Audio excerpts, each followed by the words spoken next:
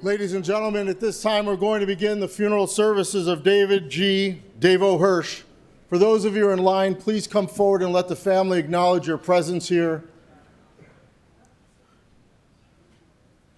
I want to make sure everyone has an opportunity to see the family. Please take a moment to be sure that your cell phones have been turned off, not to disturb the sacred funeral ceremony. And Rabbi Nancy Landsman from Congregation Ahavat Olam will be officiating. We also welcome those of you who are joining us online. The ceremony of Kriya was held earlier this morning, and in just a moment we're going to begin the funeral service.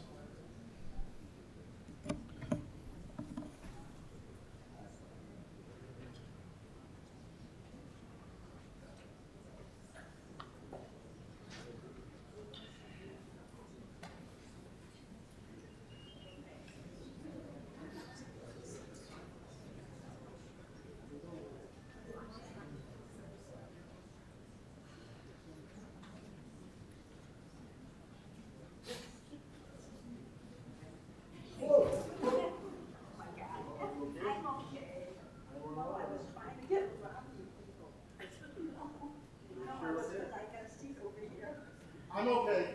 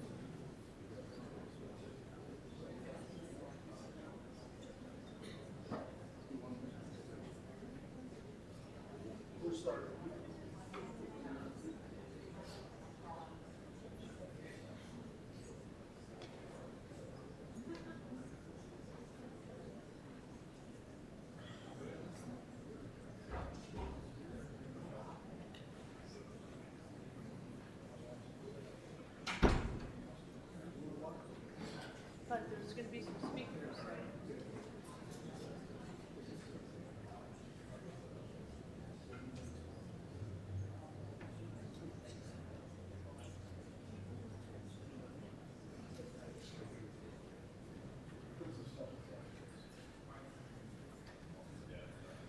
Ladies and gentlemen, at this time we're going to begin the funeral services for Mr. David G. Davo Hirsch.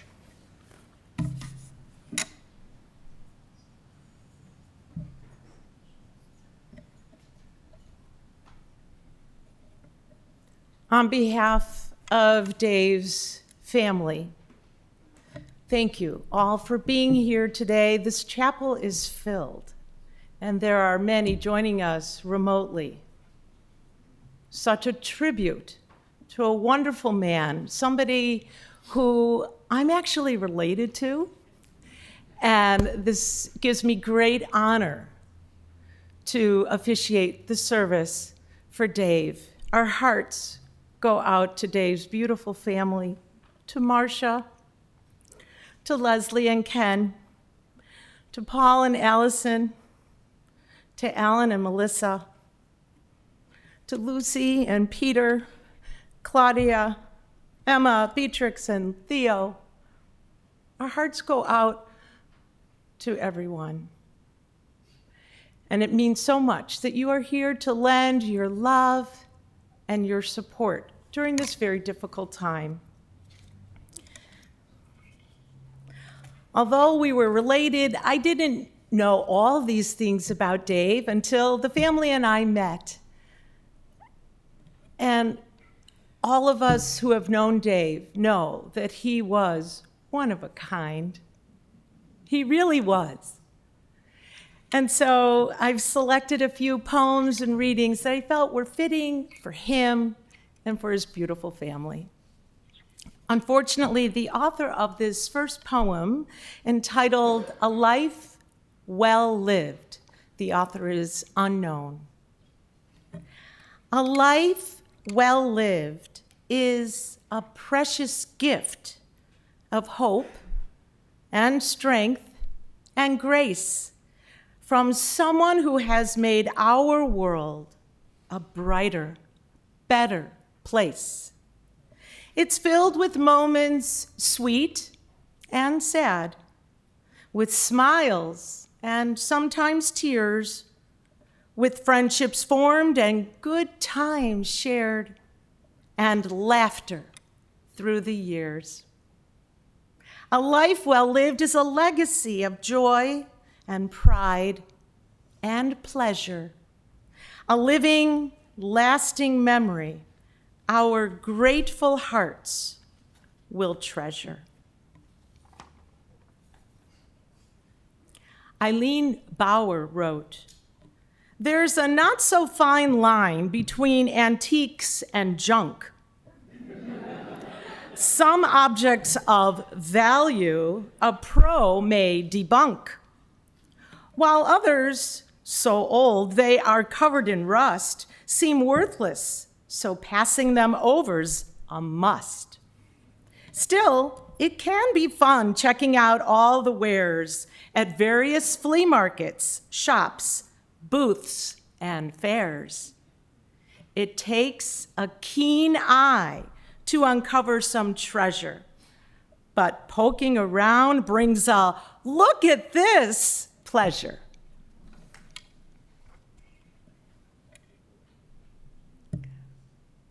He did love antiques. We all know that about Dave.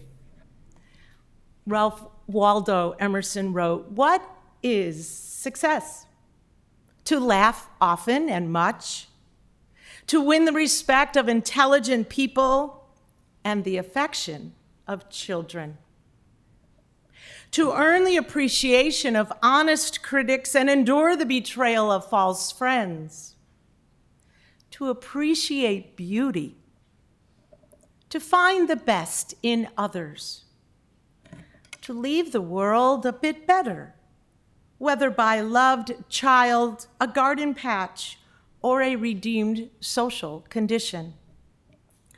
To know even one life has breathed easier because you have lived. This is to have succeeded." I think we can all agree Dave Hirsch succeeded big time in so many ways. And that's what makes today difficult. We all know intellectually that our time will come eventually. We just don't know when. But when we love someone so much, we want more time. We don't want the heart to give out. So at times such as this, we look for comfort, and we often find that when we turn to the book of Psalms. Psalm 121.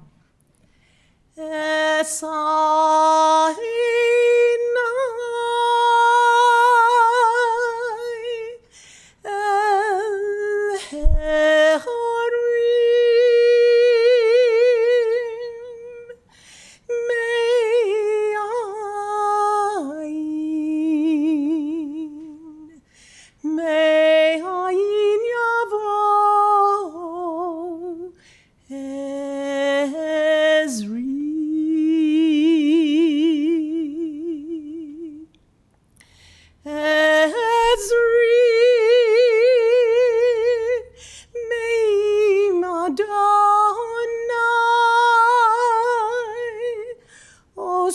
Shamayim, Shamayim,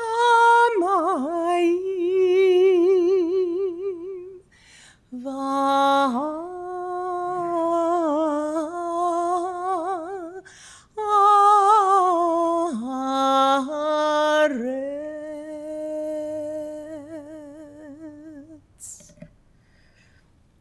I will lift up mine eyes unto the mountains. From whence shall my help come? My help cometh from the Lord, who made heaven and earth. He will not suffer thy foot to be moved. He that keepeth thee will not slumber. Behold, he that keepeth Israel doth neither slumber nor sleep. The Lord is thy keeper. The Lord is thy shade upon thy right hand. The sun shall not smite thee by day, nor the moon by night. The Lord shall keep thee from all evil. He shall keep thy soul. The Lord shall guard thy going out and thy coming in from this time forth and forever. In your service folders, you find the 23rd Psalm, a psalm that I think speaks to all of us, regardless of our faith. So I'd like to invite all of you here, and those of you joining us remotely, if you know the words to the 23rd Psalm, let us all join together. The Lord is my shepherd, I shall not want.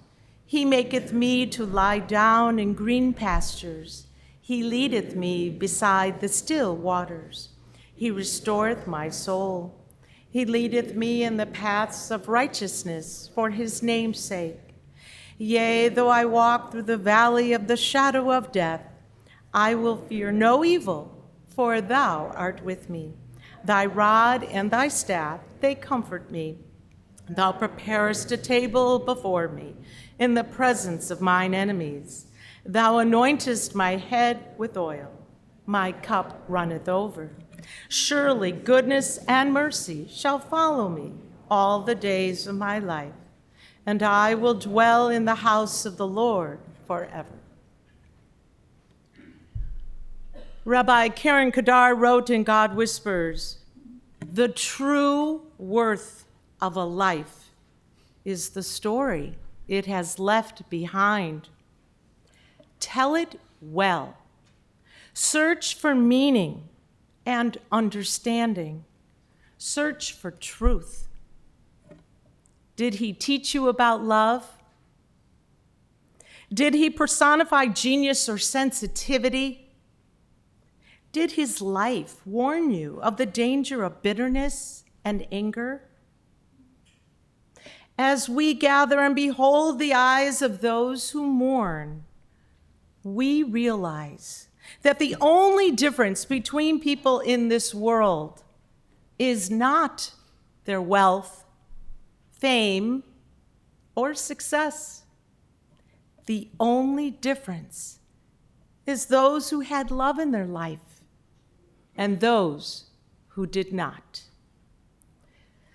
Davo Hirsch had a lot of love. So much love that if everyone was able to be here today, they would be, and the crowd would be outside this room. But this room is filled to capacity, and so many joining us online to speak about their love for their father. It is my honor to first call upon, is it going to be you or Ken? Ken, all right. Ken will come forward to speak for Leslie.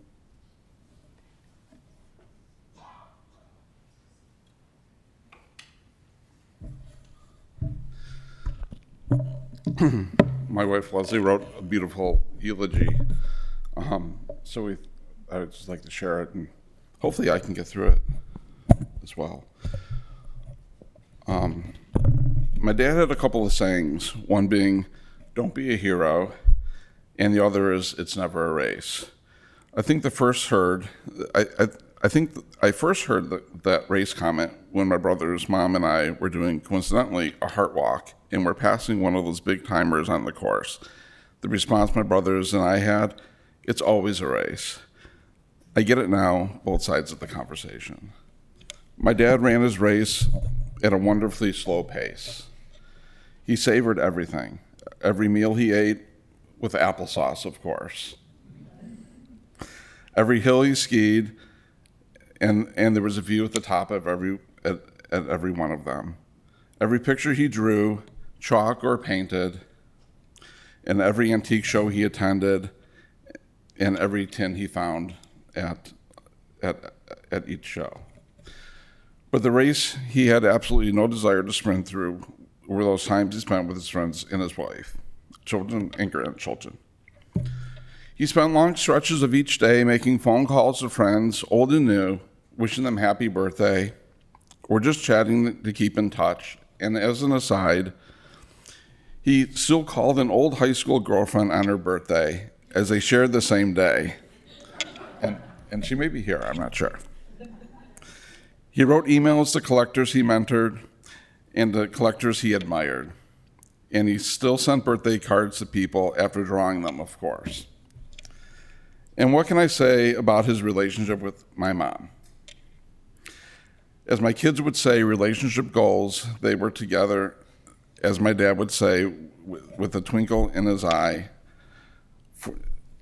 for 40 happy years, followed by not so bad for being married for 62. They were always with each other, even when they were physically separated.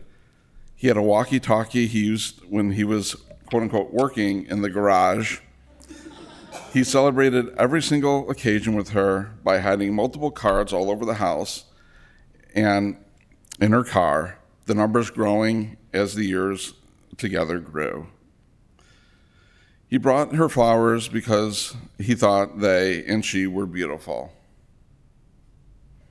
He supported her growing photography habit and became her bird spotter. And yes, she learned to love his collection of stuff, at least most of it, as it grew and grew. He absolutely loved his grandkids, and each brought a special light to his life. He'd feed them potato chips for lunch and enjoy eating anything they begged for him. He started to draw with them when they were young and continued drawing with them, each session bringing him more joy as he saw the artists in each develop. He was especially proud of all of them and loved to listen to their achievements, talk sports and news, and tell them embarrassing stories about their parents. I'm glad they got to know him. As his favorite daughter, I had a special relationship with my dad. Like my brothers, I played catch with him in the yard and hated the way he woke me for school. He'd pull down the vinyl roller shade and let it go. I couldn't wait to be old enough to go to art fairs and sit with him all day, sharpening his pencils for him, or running through the crowds to get him coffee just the way he liked it. Cream and sugar with just a little coffee. And just getting to have one-on-one attention for the day. As I grew older, we found a new reason to be together, gardening. We loved to talk plants.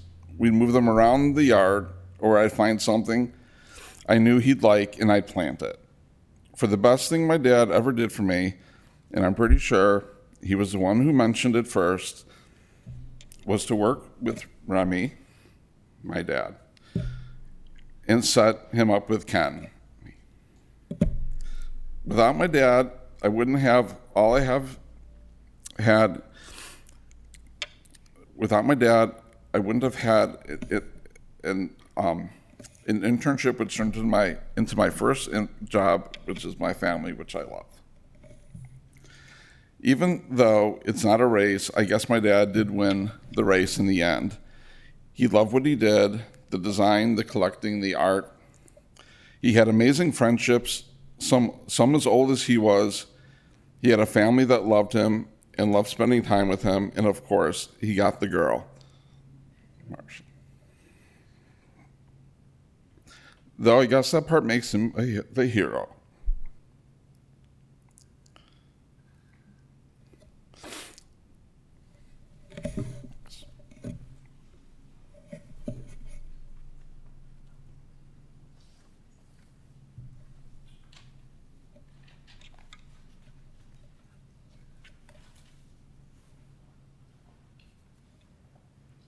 And now it's my honor to call upon Paul.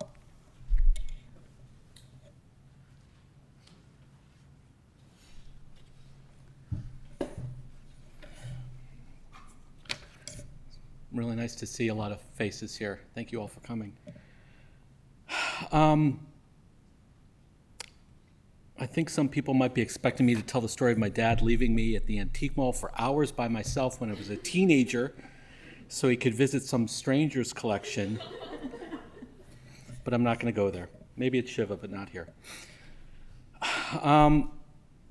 There's so many stories. Some years ago, I worked with a woman who was an aspiring painter. And if you know my parents, you know they're big fans of the arts. And that was one of the greatest things about growing up in our house and very formative for me. We had art everywhere. So their anniversary, I thought it'd be a good idea.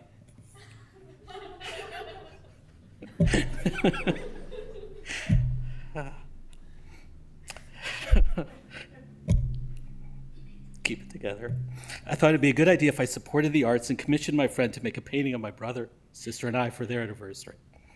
So after a short time, my friend completes the painting. I bring it in from California, where I was living, and present it to my parents.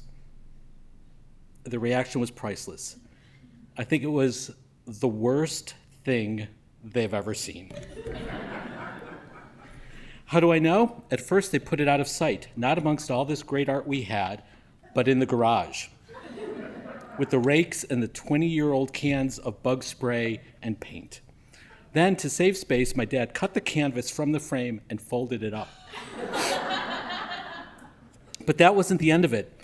As a joke, it started to get passed around to our various homes, like a giant game of hide and seek. First, it was just placing it somewhere prominent while someone was out of town.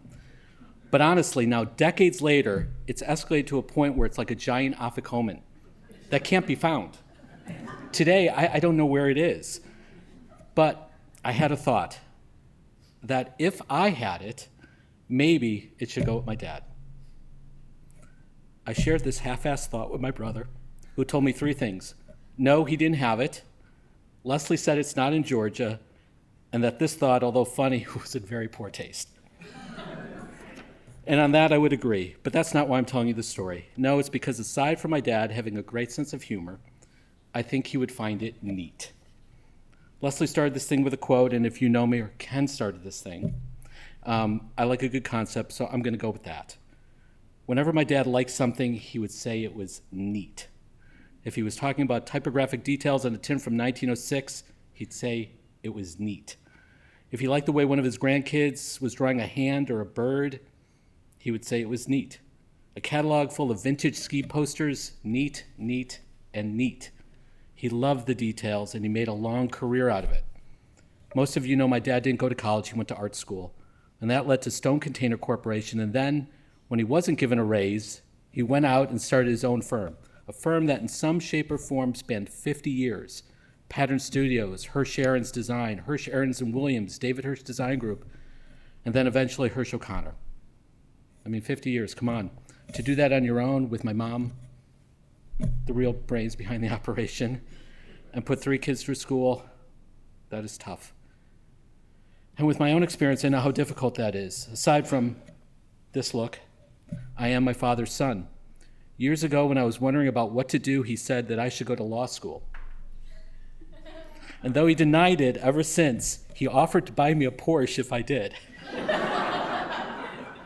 Which is totally ridiculous because at the time we were driving a 1979 Ford LTD station wagon. But as a kid from Hyde Park, I think he wanted me to not struggle like he did and be successful.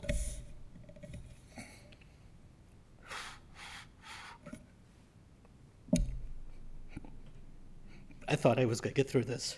But I ignored him. The pull of this recessive Hirsch gene of liking neat things led me into a world of art and design that is not so different than what he did and enjoyed for all those years. I'm grateful that I followed my dad in design and could share a lifetime's of memories with him. That is neat.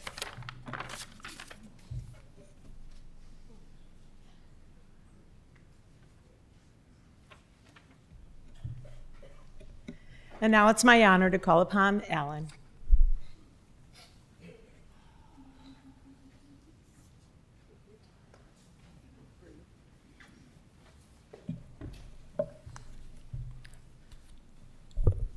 It was a big mistake letting me go last. Sorry, Mom. She said 5 minutes and Lucy would play the flute and I'd be done. I may not look up, but that's because it's too hard. Man plans and God laughs.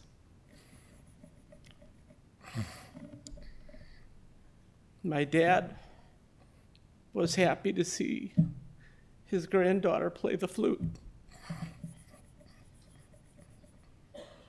Man plans and God laughs. He loves seeing his grandson play soccer. Man plans and God laughs. He loves spending time reading my daughter's newspapers. Man plans and God laughs. He loved drawing with his other grandchildren. Man plans and God laughs. He loved rooting for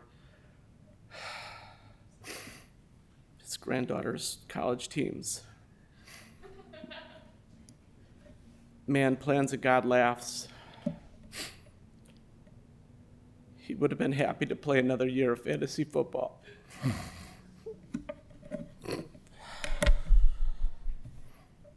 You know, my brother suggested that we have a Viking funeral for my dad. That's funny, because it would have been much easier. For those of you that haven't met me, I'm Alan, the youngest of the 3 Hirsch children of 6601 West Maple Street. And on behalf of our families, thank you for joining us this morning to remember and celebrate my father's life. While I do not plan on crying, I beg your indulgence if I do so. My sister's husband and my brother didn't do so well. I want to start here, and this is the hard part. I miss him so much.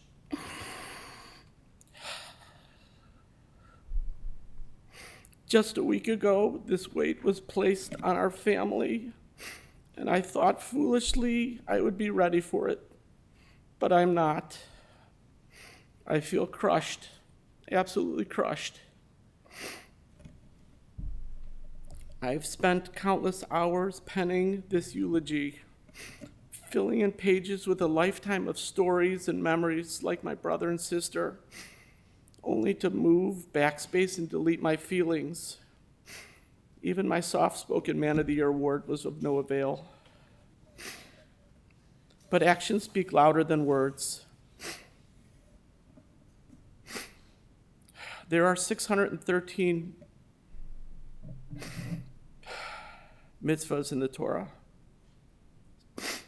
any of which can be performed in our daily lives. It's today that your act of loving kindness that means so much to us, because my father, your classmate, your collector friend, your fellow artist and neighbor, will not have a chance to reciprocate. My father's life was a masterclass in friendship.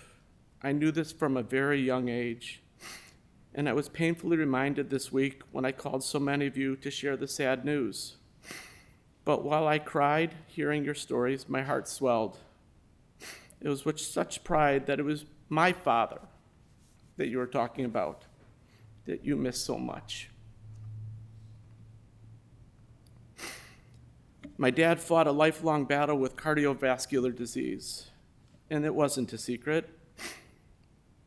And while most of you didn't know it, it's because he received such great medical care for the last 45 years. He lived a rich and full life with my mom, always finding time to celebrate with family and friends. Where other friends and family saw strife, in the day, my dad saw beauty, as evident by the sunset still on his phone. So it makes sense now. A few years ago, Dad sat at my daughter's bat mitzvah on the bimah, where he leaned over and whispered to me that he never thought he'd be here for this. And I get it now, because I never thought I'd be here for this. I love you, Dad. We'll take good care of Mom. I want to share one more piece. It's not too long. I took a lot with me. But my dad had many friends, some of which we never met, may not know this about my dad or what happened. We came home from the hospital and we received flowers, and we thought it was the kindest, nicest thing someone could do. Beautiful arrangement. And the note on the flowers read something like,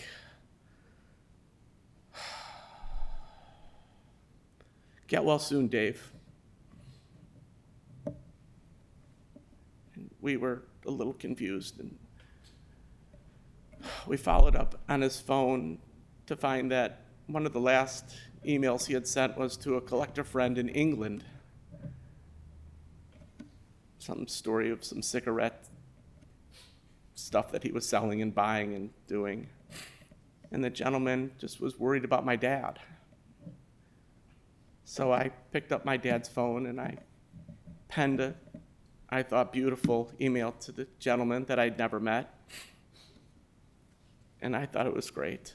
It was just, it captured everything. I thought that was it. It closed that chapter. And he wrote back. And his letter was even better than you could imagine. And we smiled because there's someone out in the universe that was thinking about Dad. And then he penned back that he was so terribly sorry that he had sent flowers because he didn't know they had passed. The next day came, and more flowers arrived. And here's the letter that he sent. I don't have to cry, they're not my words. Here's the words. "Dear Hirsch family, it breaks my heart to have to send flowers to you again today, but I hope these words might be of some comfort and bring a smile to such a difficult time. Your father and husband has been the most amazing friend to me. We've never had the pleasure of meeting each other, but he was as good a friend as any I've ever had. Our shared passion for collecting cigarette packs is what brought us together, despite the distance between us. I had many phone conversations with him comparing our cigarette collections as we regaled stories of collecting. I will remember them fondly as long as I live. Dave's last words to me by email on Sunday afternoon was how much he was looking forward to going back to his pretty cigarette packs after seeing mine online.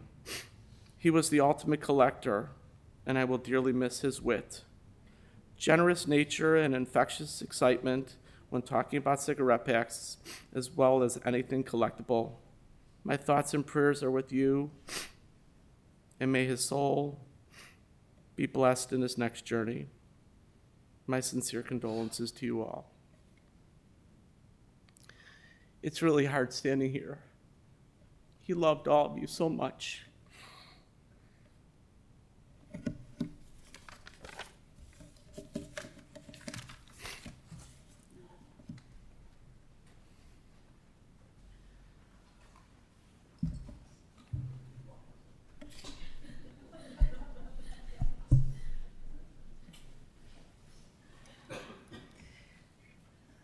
We've heard so many beautiful stories and memories of Dave.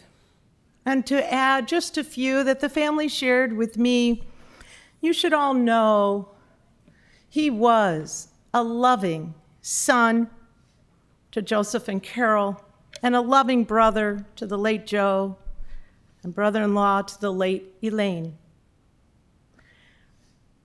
Did you know that he was the king of his high school? Hyde Park High School, he was the king. But for 62 years and 11 months, Dave and Marcia drank from the cup of life. He was an awesome husband, and you a wonderful, wonderful, loving wife. He was a wonderful, loving father and father-in-law. He was like a second dad to some of you. Affectionately called Davo by many and by his grandchildren, Paka. That's right, Paka. Did he adore each and every one of you. He was so proud. Dave was one of the original founders of the Antique Advertising Association of America. He served in many capacities, including serving as a member of the board of directors and as editor of the print newsletter, Pastimes. He was, as we all know, a passionate collector. He had an eye for high quality and unique material. He assembled one of the most impressive and comprehensive antique advertising collections in the United States. Dave was a respected teacher and mentor in the field of collecting. He had friends from all walks of life, from places where he lived, Hyde Park, Morton Grove, from places where he frequented, whether it was at BJBE, whether it was antique shows, flea markets, skiing. He was an avid skier. He was the ski patrol.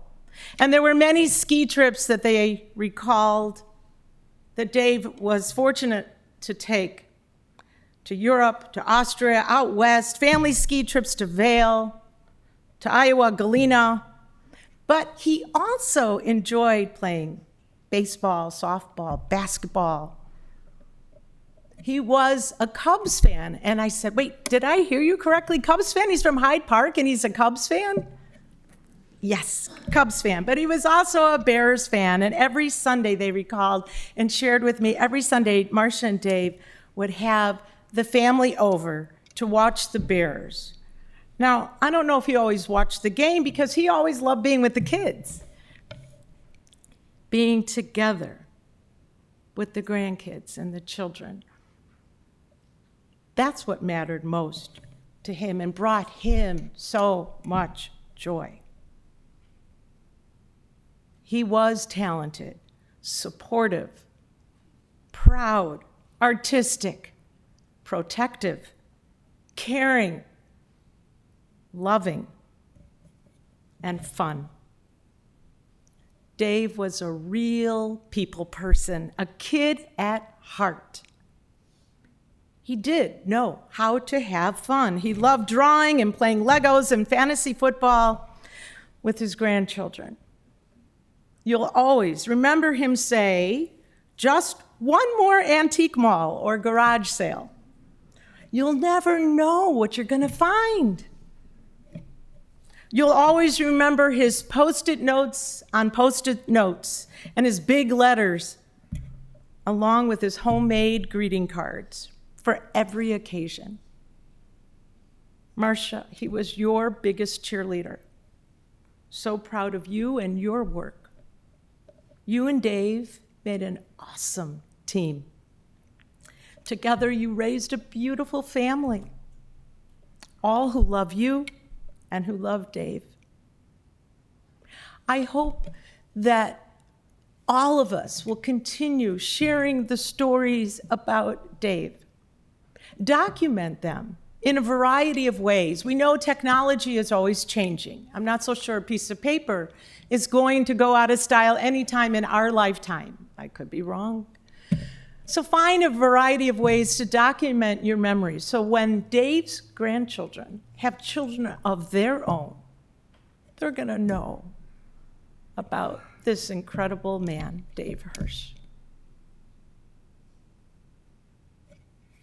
That's how his soul, his spirit will live on, l'dor vador, from generation to generation.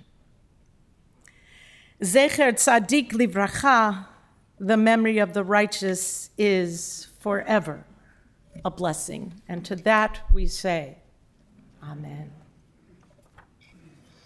My friends, I invite you to turn to your service folders for El Male Rachamim. And if you are planning to join us at the cemetery, be sure to take your service folder with you for the mourner's Kaddish, which will be recited at the cemetery.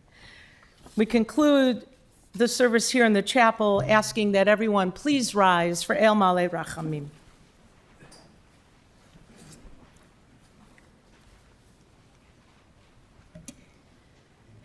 El Male Rachamim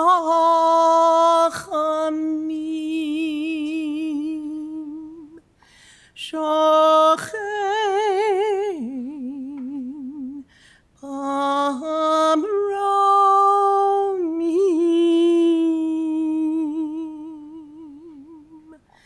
Ham Seimenuchan Chana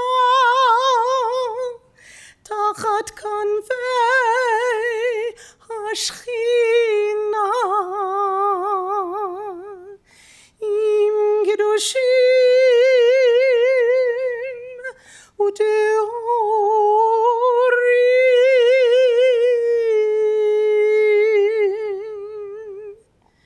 Ki Zohar Harakia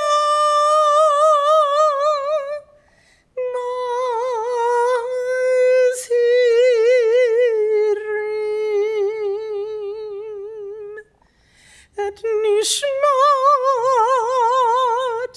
David ben Yosef Shalach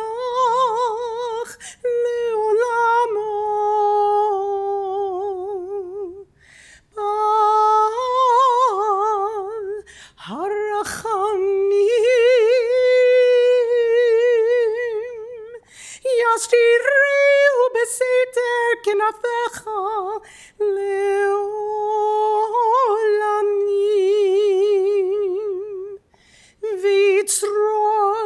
Bitzror HaChayim Et Nishmato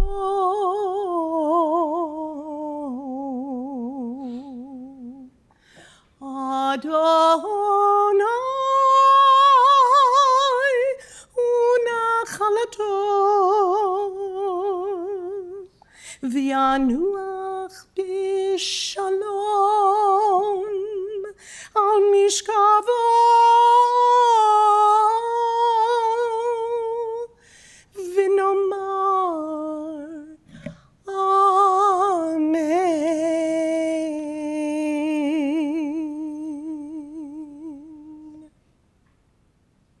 O God, full of compassion, Thou who dwellest on high, grant perfect rest beneath the sheltering wings of thy presence, among the holy and pure, who shine as the brightness of the firmament, unto the soul of David G. Davo Hirsch, who has gone unto eternity. Lord of mercy, bring him under the cover of thy wings, and let his soul be bound up in the bond of eternal life. Be God's possession, and may his repose be peace. Amen.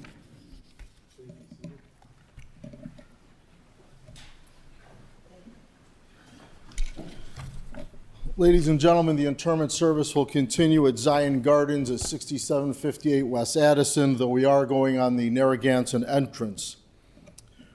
For those of you who will be driving in the funeral procession, the procession will be forming in the parking lot. Please obtain an orange safety funeral sticker to place on the right-hand side of your windshield. Have your bright lights and hazard lights on at all times. For additional measures of safety, we will be having a car in the back of the procession to hopefully keep other cars from entering the procession. Use your horn liberally as you're going through the intersections, and please do not speak or text on your cellular phone while driving to the cemetery. The family will be returning to the lodge at 2220 Founders Drive in Northbrook. They'll be together today following the service till 9 p.m. There'll be a minion at 7:45 p.m. Memorial contributions to the night ministry or the Ark would be appreciated. That information is on the service folder. If you did not get one, we have them as you exit the chapel. And for those of you who are joining us online, all that information can be found on the funeral home's website. At this time, I ask everyone to please rise and stand in place as the pallbearers who've been asked to serve earlier, please come forward to escort the casket of Davo Hirsch along with his family and the rabbi from the chapel. Then you may return to your cars.